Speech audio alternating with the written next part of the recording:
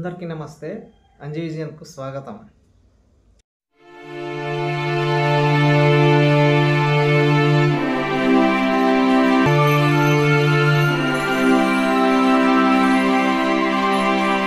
ఈరోజు సబ్జెక్ట్ ఏమిటంటే how to remove ticks and lice. పప్పీస్కు కానీ డాగ్స్ కానీ పిడుదులు కానీ పేళ్ళు కానీ ఈగలు కానీ పడితే ఏ విధంగా రిమూవ్ చేయాలి అనేది ఒక రెమెడీ చూద్దాం. ఇది మామూలుగా జనరల్గా అందరికీ తెలిసినటువంటి విషయమే. గ్రామీణ ప్రాంతాలలో వేపాకు దొరుకుతుంది. ఆ వేపాకును మెత్తగా నూరి అందులో కొద్దిగా ఒక చెంచా పసుపు వేసి ఆ టిక్స్ ఎక్కడైతే ఉంటాయో వాటి దగ్గర మర్తన చేయాలి, అనగా రుద్దాలి. రుద్దితే ఆ టిక్స్ అనేవి రిమూవ్ అవుతాయి. ఇది అందరికి తెలిసినటువంటి విషయమే, కానీ వీటిని మనం అమలులో చేయము. ఎందుకంటే అది ఫ్రీగా వస్తుంది కదా. బయట షాపులలో వెట్ షాపుల్లోకి వెళ్ళి బాగా డబ్బులు పెట్టి తీసుకొచ్చి ఈ టిక్స్కు పెడితే రిమూవ్ అవుతాయి. అప్పుడు అనుకుంటాము డబ్బులు పెట్టి కొనేము కాబట్టి మంచిగా పనిచేసిందని. ఇది నేచురల్గా మన ప్రకృతిలో దొరికేటటువంటి వేపాకు. ఆ వేపాకును తీసుకొచ్చి బాగా నూరి ఆ టిక్స్ నా దగ్గర పెడితే కూడా రిమూవ్ అవుతుంది. కానీ ఇది మనం రిస్క్తో కూడుకున్నటువంటి విషయం. మనకు అంత ఓపిక లేకుంటుంది, అన్నీ రెడీమేడ్ కావాలి. కాబట్టి వెట్ షాప్కి వెళ్ళి ఆ మందు తీసుకొచ్చి ఆ టిక్స్ పైన రుద్దితే అవి రిమూవ్ అవుతాయి. అప్పుడు మనకు హ్యాపీ అనిపిస్తుంది. కానీ మన ఇంట్లో మనం చేసుకోవడానికి కొద్దిగా ఇబ్బంది అవుతుంది. ఎందుకంటే రిస్క్ అవుతుంది కదా. మళ్ళీ వేపాకు తీసుకురావాలి, బాగా రుద్దాలి, వాటికి అప్లై చేయాలి. ఇవన్నీ ఎందుకు, రెడీమేడ్గా ఉన్న వాటిని వాడుకుంటే సరిపోతుందని మనం బాగా ఆలోచిస్తాం. అయితే డాగ్స్ కానీ పప్పీస్ కానీ టిక్స్ ఎక్కడ ఉంటాయంటే ముఖ్యంగా చెవుల దగ్గర ఉంటాయి. చెవుల దగ్గర పిడుదులు కానీ ఆ పేళ్ళు కానీ ఎక్కువగా ఉంటాయి. తర్వాత కాలి గోళ్ళ వేళ్ళ దగ్గర ఎక్కువగా ఉంటాయి, మెడ దగ్గర ఎక్కువగా ఉంటాయి. ఇవన్నీ మనకు జనరల్గా తెలుసు. అయితే ఈ టిక్స్ ఉండడం వల్ల ఆ డాగ్స్ కానీ పప్పీస్ కానీ ఆరోగ్యం చెడిపోతుంది. అవి రక్తాన్ని పీల్చుతాయి. ఆ పీల్చే ముందు భాగం లోపల గాయం కూడా కావచ్చు. ఎందుకంటే వాటి ముందు భాగాలు చాలా షార్ప్గా ఉంటాయి. వాటి ద్వారానే ఆ పప్పీస్ కానీ డాగ్స్ కానీ రక్తాన్ని పీల్చడానికి అవకాశం ఉంటుంది. ఆ భాగం మొత్తం కూడా మెత్తగా అవుతుంది, గాయం అవుతుంది. ఆ టిక్స్ను రిమూవ్ చేసినప్పుడు చూస్తే మనకు అర్థమవుతుంది. ఈ టిక్స్ ఎక్కువగా ఉంటే చెవులు బాగా దులపడం కానీ, వాటికి నిద్ర రాదు, అనారోగ్యం అవుతుంది, జ్వరము వస్తుంది, ఇలా రకరకాలుగా అవి బాధపడుతుంటాయి అన్నట్టు. టిక్స్ ఎక్కువగా ఉండడం వల్ల పప్పీస్ కానీ డాగ్స్ కానీ చాలా బాధపడుతుంటాయి. వాటికి నిద్ర సరిగా రాదు, గాయం అవుతుంది, ఆ భాగం ర్యాషెస్ ఎక్కువగా అవుతుంది, దురద కూడా ఎక్కువగా అవుతుంది, అనారోగ్యం పాలవుతుంది. టిక్స్ ఉన్న పప్పి ప్రాబ్లంను ఏ విధంగా ఫేస్ చేస్తుందో చూడండి.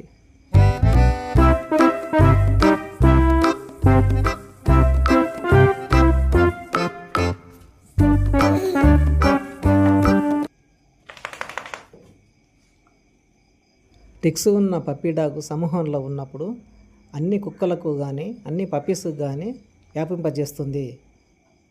అందుకే వీటిని దూరంగా ఉంచడం శ్రేయస్కరం.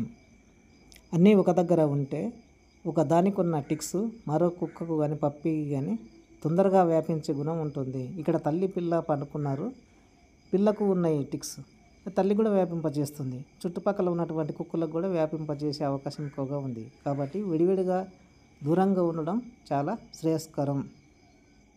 టిక్స్ ఎక్కువగా ఉంటే కుక్కలు ఈ విధంగా ప్రశాంతంగా నిద్రపోవు.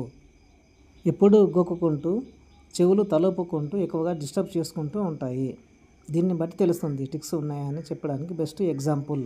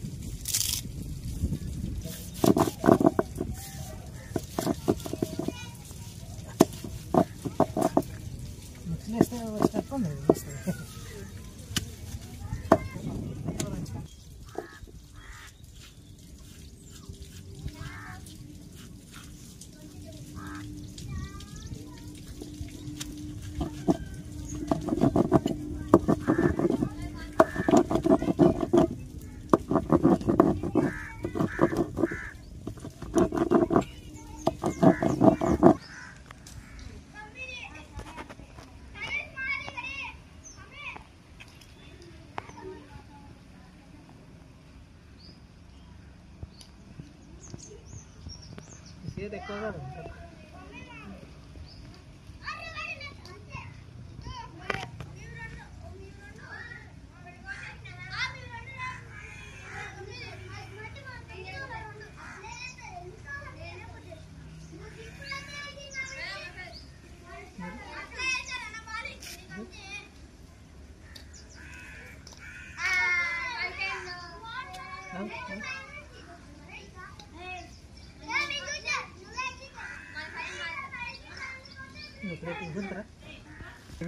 దగ్గర మంచిది.